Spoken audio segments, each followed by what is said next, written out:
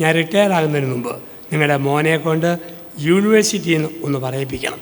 നിങ്ങളുടെ അലമാരിയിൽ അല്പം കരയുന്ന പണമുണ്ട്, അത് കർത്താവിൻ്റെ പണമാണ്. സമയത്തിൻ്റെ അംശം പള്ളിക്ക് കൊടുക്കണം. തിരിയുന്നത് എങ്ങനെയാ? കൃഷ്ണേ കൃഷ്ണേ കൃഷ്ണേ. 2, കർത്താവിൻ്റെ നാമം വൃഥാ പ്രയോഗിക്കരുത്. കുടുംബത്തിൽ ശ്രദ്ധിക്കണം, ഒരിക്കലും നിങ്ങളുടെ വീട്ടിൽ നേർച്ചക്കടം ഉണ്ടായിരിക്കല്ലേ. നേർച്ചക്കടമുള്ള വീട് ശാപമേറ്റ വീടാണ്. കാരണം ദൈവത്തെ കളിപ്പിച്ചവരാ. ഒരു നേർച്ച നേർന്നു 2000 രൂപ വേളാങ്കണ്ണിക്ക് പോയി നേർച്ചയിട്ടേക്കാം. ഒരു നേർച്ച നേർന്നു കഴിഞ്ഞപ്പോൾ സാമ്പത്തിക പരാജയം ഉണ്ടായി, പൈസ ഇല്ലാതെ വന്നു. ആ നേർച്ച നിറവേറ്റേണ്ട. അത് നേർച്ച കടവല്ല, ദൈവത്തിനറിയാം പണമില്ലാഞ്ഞിട്ടാ. പക്ഷെ കയ്യിൽ പണം ഉണ്ടായിട്ട് നേർന്ന നേർച്ച നിറവേറ്റില്ലെങ്കിൽ അത് ദൈവത്തെ കളിയാക്കും. അതിൻ്റെ 5 ഇരട്ടി മരുന്നിന് പോകും, 10 ഇരട്ടി ചോർന്നു പോകും, എന്നാ കൈക്ക് ഓട്ട വീഴും. ഉദാഹരണം, വേളാങ്കണ്ണി എൻ്റെ കൊച്ച് +2 പാസ്സാകുമ്പോൾ വേളാങ്കണ്ണി പോയി ഒരു ചെറിയ സ്വർണത്തിൻ്റെ നൂല് കൊടുത്തേക്കാം, അല്ലെ 5000 രൂപ കൊടുത്തേക്കാം, അല്ലെ പോയി കുർബാന അർപ്പിച്ച് നീന്തിക്കോളാം. അത്രയും നേർന്നു. പരീക്ഷയും കഴിഞ്ഞു, വർഷങ്ങളും കഴിഞ്ഞു, കൊച്ചും ജയിച്ചു. ഇനിയും നേർച്ച നിറവേറ്റിയില്ലെങ്കിൽ നിങ്ങളുടെ അലമാരിയിൽ അല്പം കരയുന്ന പണമുണ്ട്, അത് കർത്താവിൻ്റെ പണമാണ്. നിങ്ങൾക്ക് പോകാൻ പറ്റിയില്ലേ, വേളാങ്കണ്ണി പോകുന്ന ആരെങ്കിലും കയ്യിൽ അത് കൊടുത്തു വിട്ട് നേർച്ചക്കടം നിറവേറ്റണം. ഇനി വേളാങ്കണ്ണി നേർന്നു, പോകാൻ പറ്റിയില്ല, ഈ പള്ളി കൊടുത്തേക്കാം, നേർച്ചക്കടം വീടുകയല്ല, അത് വേറെയാണ്, അത് ഔദാര്യം. വേളാങ്കണ്ണി നേർന്നോ, വേളാങ്കണ്ണി തന്നെ അത് നിറവേറ്റിയിരിക്കണം, പകരമില്ല. ഇനി 5000 രൂപ ഇവിടെ പള്ളിക്ക് ഒരു നൊവേനയ്ക്ക് കൊടുത്തേക്കാമെന്ന് വെച്ചു, നേർന്നു. പിന്നെ അവർക്ക് ഒരുപാട് പേര് പള്ളി നേർച്ചയിടും, ഒരു പാവപ്പെട്ട പെണ്ണിനെ കെട്ടിക്കാൻ സഹായിച്ചേക്കാം, നേർച്ചക്കടം വീടുകയല്ല, അത് ഔദാര്യം. ദൈവത്തിന് കൊടുത്ത വാക്ക് ആ വാക്കുപോലെ പാലിക്കണം. അതിനൊരു കാര്യമുള്ളത്, നിറവേറ്റാൻ പറ്റുന്ന നേർച്ചകളെ നേരാവും. ചുമ്മാ ചാടിക്കയറി നേർന്നേക്കൽ.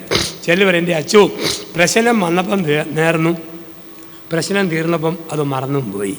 ഉദാഹരണം, കയ്യിലൊരു ചെറിയ ചൊറി വരുമ്പം ചുമ്മാ നേരരുത്, ഇവിടെ ഇരുന്നോണ്ട് മുരിങ്ങൂരിരുന്ന് എൻ്റെ കർത്താവെ ഈ ചൊറി ഭേദപ്പെടുകയാണെങ്കിൽ ഇസ്രയേലിൽ യോർദാൻ നദി പോയി നീന്തിക്കോളാവുന്ന മുരിങ്ങൂരിരുന്ന് നേർന്നേക്കൽ. പറ്റുമെങ്കിലേ നേരം, പൊട്ട നേർച്ച നേരരുത്, പറ്റിയല്ലേ നേരരുത്. ഇങ്ങനെ പറഞ്ഞാൽ മതി, എൻ്റെ ദൈവമേ ഇത് സുഖപ്പെടുകയാണെങ്കിൽ ഷവറിന് കീഴേ നിന്ന് PA സോപ്പ് തേച്ച് പതയ്ക്കുമ്പം നിന്നെ ഓർത്തോണ്ട് കുളിച്ചോളാം, അത്രയും പറഞ്ഞാൽ മതി. അതിനപ്പുറത്തേക്ക് നേരരുത്. പറ്റുന്ന നേർച്ചകളെ നേർന്നോ തെണ്ടിയാലും നിറവേറ്റിയിരിക്കണം. ഇപ്പോൾ 1, ദൈവത്തിന് 1-ാം സ്ഥാനം കൊടുക്കുക. 2, കുടുംബത്തിൽ കർത്താവിൻ്റെ നാമം വൃഥാ പ്രയോഗിക്കരുത്. 3, കർത്താവിൻ്റെ ദിവസം പരിശുദ്ധമായി ആചരിക്കണം. കുടുംബത്തിൽ അനുഗ്രഹം വേണം. ഞായറാഴ്ചയും കടവുള്ള ദിവസങ്ങളും പരിശുദ്ധമായി ആചരിക്കണം. ടൂറ്, പിക്നിക്ക്, ഉല്ലാസം, ബർത്ത്ഡേ, ഗെറ്റ് ടുഗദർ എന്നും പറഞ്ഞ് ഓടിയാലും വിശുദ്ധ പൂജയ്ക്ക് കുറവ് വരുത്തരുത്. ഞായറാഴ്ച സമയത്തിൻ്റെ അംശം പള്ളിക്ക് കൊടുക്കണം. ഞായറാഴ്ച സമയത്തിൻ്റെ അംശം പള്ളിക്ക് കൊടുക്കണം. കുർബാനയ്ക്ക് പോകണം, വേളവാടം പഠിപ്പിക്കണം, ഭക്തസംഘടനയെ പ്രവർത്തിക്കണം, സമയം കൊടുത്തു. ആരോഗ്യത്തിൻ്റെ അംശം, വല്ല കസേരയോ മേശയോ പിടിച്ചിടണോ, എൻ്റെ ആരോഗ്യം കൊടുക്കണം. സ്വത്തിൻ്റെ അംശം, ഞാൻ കുർബാനയ്ക്ക് പങ്കെടുക്കുന്ന പള്ളിയിലെ നേർച്ചപാത്രത്തിൽ ഒരാഴ്ച ദൈവം തന്ന സംരക്ഷണത്തിന് നന്ദിയായി ഒരു വിഹിതം നേർച്ചപാത്രത്തിൽ ഇടണം. 5 രൂപ ഇടാൻ പറ്റുന്നയാൾ പള്ളിയല്ലേ, തമ്പുരാൻ തന്നതല്ലേ, കിടക്കെട്ട് 50 എന്ന് പറഞ്ഞിട്ടാൽ ദൈവം അത് കാണും. 50 ഇടാൻ കഴിവിടാൻ ഇത്രയും പേര് വരുന്ന പള്ളിയല്ലേ, എൻ്റേത് 5 മതി പിശിക്കിയാൽ ദൈവം അതും കാണും. അമ്മയും 7 വയസ്സുള്ള മോനും ധ്യാനം കഴിഞ്ഞ് പള്ളിയിലെ കുർബാന കഴിഞ്ഞ് വീട്ടിലേക്ക് പോവുക.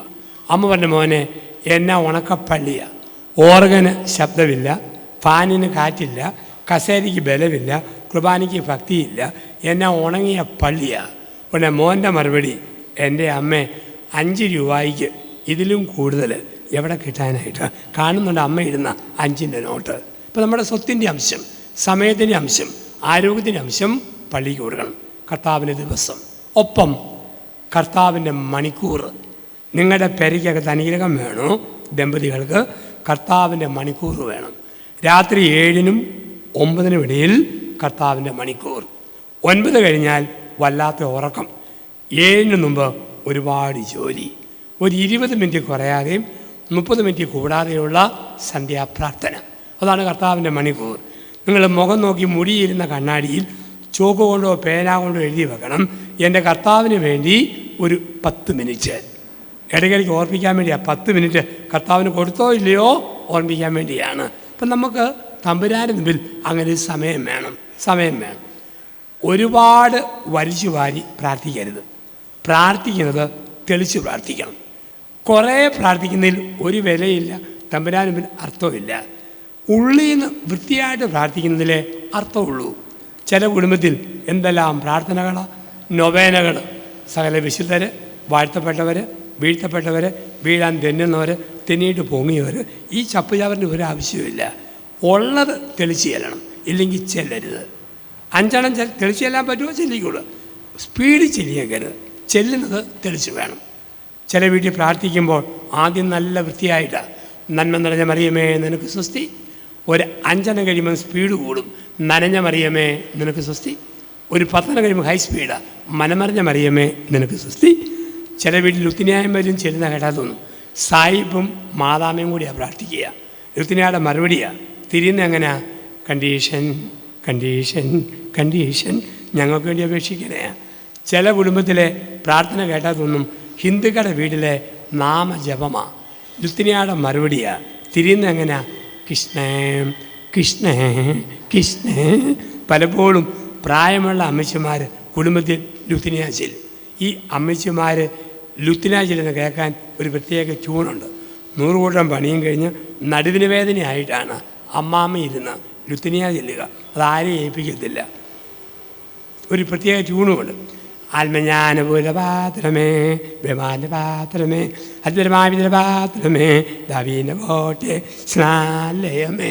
അപ്പോഴാണ് അമ്മയുടെ നടുവിന് ഒരു വേദന.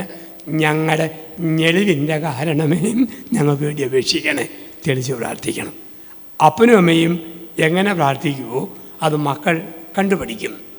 അപ്പൻ പ്രാർത്ഥിച്ചിട്ട് ഓടിപ്പോയി, കമ്പോള നിലവാരം. അമ്മ ഓടിപ്പോയി, പപ്പടം കാച്ചുന്നു, പാവയ്ക്ക വറക്കുന്നു, ഉള്ളമുളകും പൊരിച്ചിടുന്നു. 5 മക്കളാണ്. പപ്പടം, പാവയ്ക്ക, മുളക്, കറുമുറ കടിച്ചു തിന്നാൻ തുടങ്ങി. അപ്പം ഇവരെ ഒന്ന് ഓടിച്ചാലേ അമ്മയുടെ പണി തീരുള്ളൂ. അമ്മ പറഞ്ഞ മക്കൾ അകത്തെ മുറിയിൽ പോയി സകല പുണ്യാളന്മാരുടെ ലുത്തിനിയ മുഴുവൻ ചെല്ലാൻ പറഞ്ഞു. അത് മൊത്തം ചെല്ലുമ്പം അമ്മയ്ക്ക് പണി തീർക്കാം. ഇന്നത്തെ മക്കളല്ലേ, അപ്പനെയും അമ്മയും വിറ്റ കാശ് ഇതുങ്ങളുടെ പോക്കറ്റിലുണ്ട്. അവർ പ്രാർത്ഥനാ മുറിയിൽ ചെന്നു. സകല പുണ്യാളന്മാരുടെ ലുത്തിനിയാളുടെ പുസ്തകം എടുത്തു. ഓരോ പേജും സ്പീഡിൽ മറിച്ചുള്ളവർ ചൊല്ലി, ഈ പേജിലുള്ള പുണ്യാളന്മാരെ ഞങ്ങൾക്ക് വേണ്ടി അപേക്ഷിക്കണേ, ഇവിടെയുള്ളവരെ അപേക്ഷിക്കണേ, എവിടെയുള്ളവരെ അപേക്ഷിക്കണേ. അവസാനം കൂട്ടിച്ചേർത്തു, ലോകത്തിൻ്റെ പാപം നീക്കുന്ന 3 ആട്ടിൻകുട്ടികളെ കൂട്ടമായിട്ട് അപേക്ഷിക്കണേ. ഇപ്പം നമ്മളെങ്ങനെ പ്രാർത്ഥിക്കുന്നു? കുഞ്ഞുങ്ങൾ കണ്ടുപഠിക്കും. അപ്പനും അമ്മയ്ക്കും ഉണ്ടേലല്ലേ മക്കൾക്ക് കൊടുക്കാൻ പറ്റൂ, അല്ലെ കൊടുക്കാൻ പറ്റുമോ? 5 പഠിക്കുന്ന കുട്ടി സാർ എത്ര പഠിപ്പിച്ചാലും ഒരു വാക്ക് തെറ്റിച്ചേ പറയും. യൂണിവേഴ്സിറ്റി. അവൻ പറയുമ്പോൾ യൂണിവേഴ്സിറ്റി. സാറ് കിഴുക്കി നുള്ളി അടിച്ചു. അവൻ അലറിക്കോട് പറഞ്ഞു യൂണിവേഴ്സിറ്റി. സാർ അപ്പനോട് പറഞ്ഞു, എനിക്ക് ഒറ്റ ആഗ്രഹമുള്ളൂ, ഞാൻ റിട്ടയർ ആകുന്നതിന് മുമ്പ് നിങ്ങളുടെ മോനെ കൊണ്ട് യൂണിവേഴ്സിറ്റി എന്ന് ഒന്ന് പറയിപ്പിക്കണം. അവൻ ഉറങ്ങുമ്പോഴും എഴുന്നേൽക്കുമ്പോഴും ചെവി വെടിവെക്കുന്ന പോലെ യൂണിവേഴ്സിറ്റി പറഞ്ഞ് പതിപ്പിക്കണം. അപ്പം പറഞ്ഞ്, സാറേ അവനെ നിർബന്ധിക്കേണ്ട, അവൻ്റെ കപ്പാക്കിറ്റി അത്രയേ ഉള്ളൂ, അവനങ്ങനെ പറയാൻ പറ്റൂ. എങ്ങനെയാണ് അപ്പനമ്മ അങ്ങനെ മക്കളെന്ന? ഇപ്പം കുഞ്ഞ് ഈശോയെ പരിചയപ്പെടുത്തണം കുടുംബത്തിൽ. കൊറോണ വൈറസ് കഴിഞ്ഞു. ഇന്ന് നിർബന്ധമായിട്ട് നിങ്ങൾ ചെയ്യണം, കുഞ്ഞുങ്ങളെ നിങ്ങളുടെ പള്ളിയിൽ പറഞ്ഞയക്കണം. കുഞ്ഞുങ്ങളെ പ്രത്യേകിച്ച് ഡിസംബർ 1 മുതലുള്ള 25 ദിവസം മക്കളെ മുടങ്ങാതെ പള്ളിയിൽ പോയാൽ ക്രിസ്മസിന് ഒരു സമ്മാനം തരാം. അമ്മ പറയണം, അപ്പം പറയണം. പിള്ളേരെ അടുപ്പിക്കാനാണ് അൾത്താരയോട്.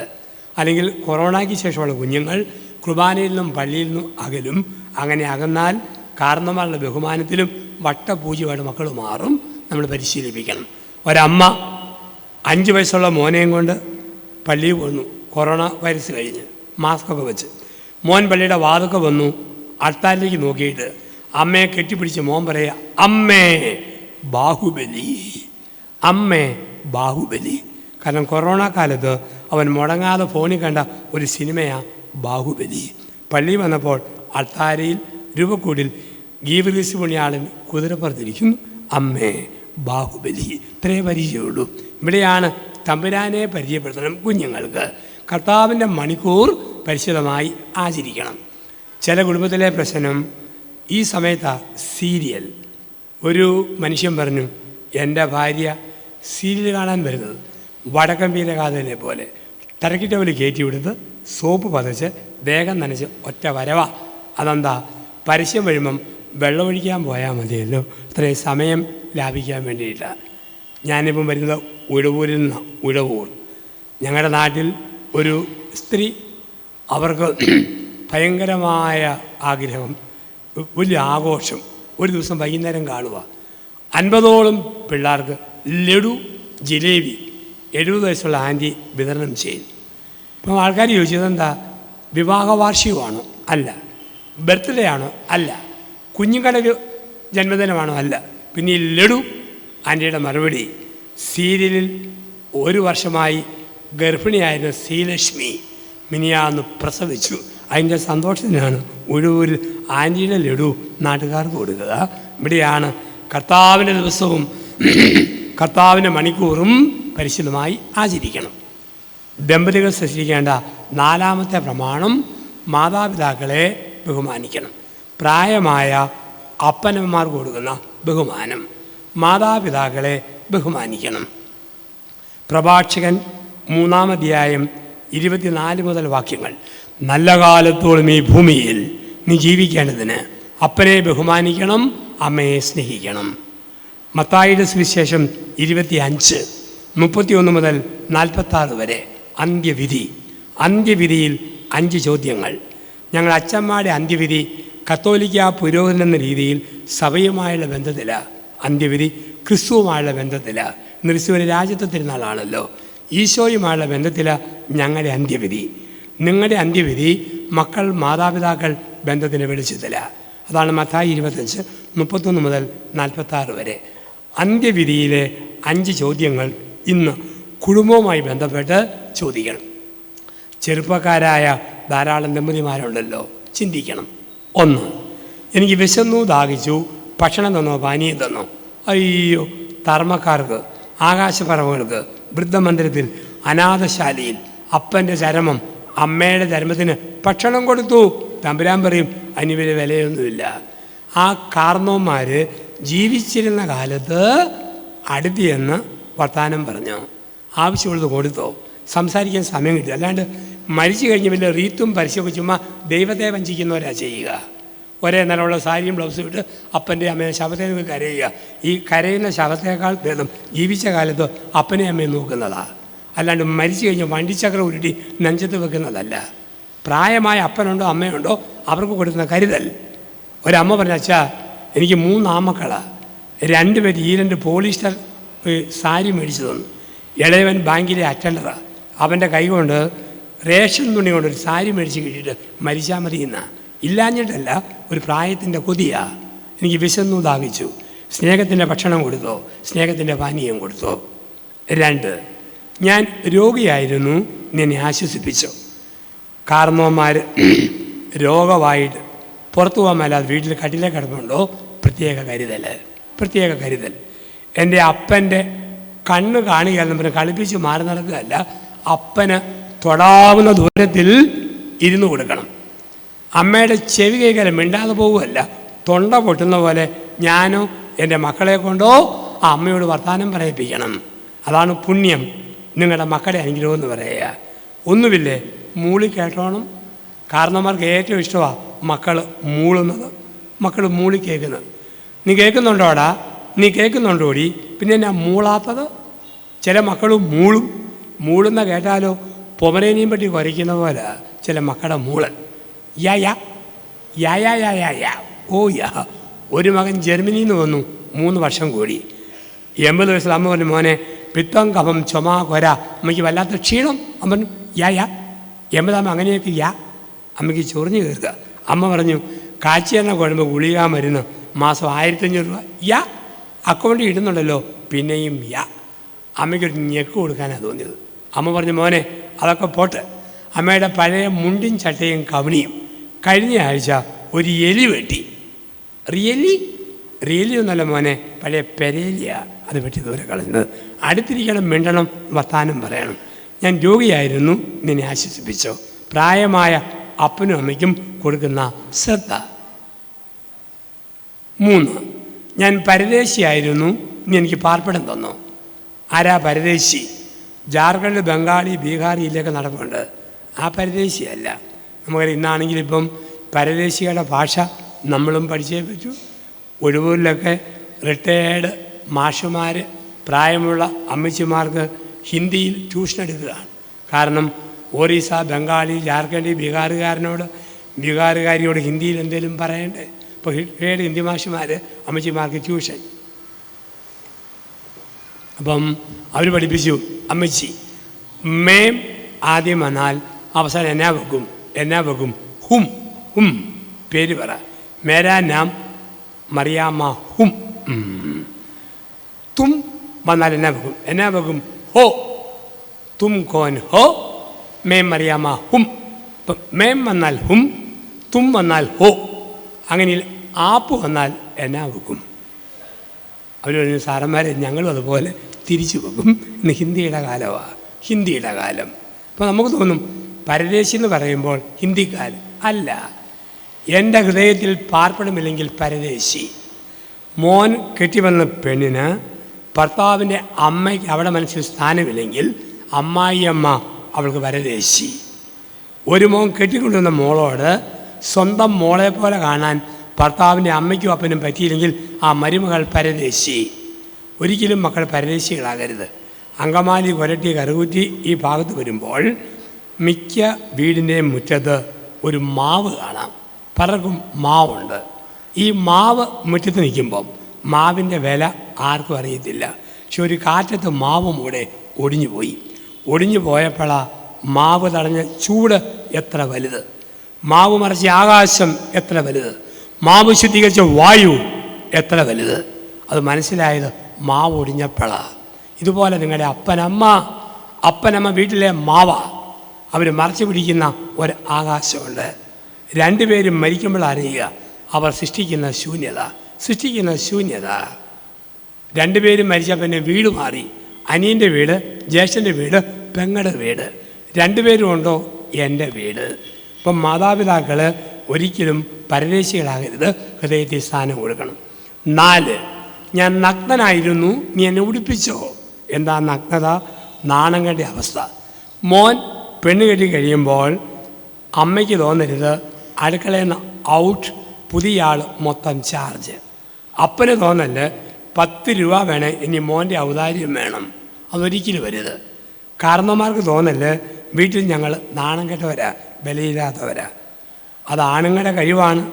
പെണ്ണ് കെട്ടി കഴിയുമ്പോഴും അമ്മയ്ക്കും അപ്പനും തോന്നണം ഈ മോൻ ഞങ്ങളുടെ കൂടെ ഉണ്ട്. ആ രീതിയിൽ പെരുമാറാൻ പഠിക്കണം.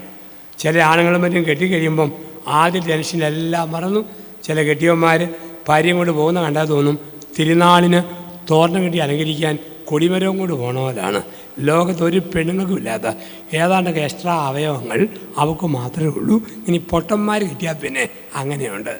ഒരുത്തൻ കല്യാണം കഴിച്ചു, ഭാര്യയും കൊണ്ട് ഗേറ്റ് കിടന്ന് വരിക. ഗേറ്റ് കിടന്നപ്പോൾ വീഡിയോക്കാരൻ പറഞ്ഞു ഇന്ന് നമുക്ക് നല്ല മണമുള്ള ദിവസമാണ്, അവളെ ഒന്ന് കോരി എടുക്കാൻ പറഞ്ഞു. അവൻ കോരി എടുത്തപ്പോൾ ഇവൾക്ക് അല്പം വെയിറ്റ് കൂടുതലാണ്. സിമിൻറ്റിയാക്ക് പോലിരുന്നു. ഇവൻ വരച്ച് ഇവളെയും പൊക്കിക്കൊണ്ട് പോവുക. അപ്പോൾ ഇവൻ്റെ അമ്മ ഇത് പെരയ്ക്കകത്തിരുന്ന് ജനലിലൂടെ കണ്ടു. അമ്മ പറഞ്ഞു വിവാഹം വരുത്തുന്ന ഒരു മാറ്റം എൻ്റെ ദൈവമേ, 5 കിലോ റേഷനറി കിട്ടിയാൽ അത് ഓട്ടോറിക്ഷയെ കൊണ്ടിരുന്നവനാ ഇപ്പം കണ്ടില്ലേ പൊക്കിപ്പിടിച്ചുകൊണ്ട് വരുന്നൊരു വരവ്. ഇപ്പം കല്യാണം കഴിയുമ്പോഴത്തേക്ക് അപ്പനെ മറക്കാം, അമ്മയെ മറക്കാം. അവിടെയാണ് അവർക്ക് തോന്നും നാണക്കേട്. ഒരിക്കലും നാണക്കേട് തോന്നരുത്. അതുകൊണ്ടാണ് സ്വന്തം പെമ്മക്കളെ കെട്ടിച്ചു വിടുമ്പോൾ ഒരമ്മ അപ്പൻ ആദ്യം അന്വേഷിക്കേണ്ടത് എൻ്റെ മോളെ കെട്ടിച്ചു വിടുന്ന ചെറുക്കൻ്റെ ശമ്പളമാണോ, വരുമാന വഴിയാണോ, വീടിൻ്റെ വിസ്തീർണമാണോ? അല്ല. ആദ്യം അന്വേഷിക്കേണ്ടത് എൻ്റെ മോളെ കെട്ടിച്ചു വിടുന്ന വീട്ടിൽ 7 തലമുറകൾക്കിടയിൽ വെള്ളം കിട്ടാതെ മരിച്ച അപ്പനുണ്ടോ അമ്മയുണ്ടോ, 7ാം തലമുറ വരെ അത് കടബാധ്യതയുള്ള കുടുംബമായിട്ട് മാറും. ഇന്നെല്ലാവരും നല്ലവരാ, പക്ഷേ 10 രൂപ 100 ചിലവാ. പക്ഷിപറവുകൾക്ക് വസന്ത, നാൽക്കാലിക്ക് ഗതിയില്ല, മക്കൾ പഠിച്ചാലും ഇടത്ത് എത്തുന്നില്ല. അന്വേഷിക്കുമ്പോഴാണ് നീറി മരിച്ച ഒരപ്പൻ്റെ അമ്മയുടെ കണ്ണുനീര്. ഒരിക്കലും മാതാപിതാക്കൾക്ക് നഗ്നത, നാണക്കേട് കുടുംബത്തിൽ തോന്നരുത്. നഗ്നരായിരുന്നു, ഉടുപ്പിച്ചു.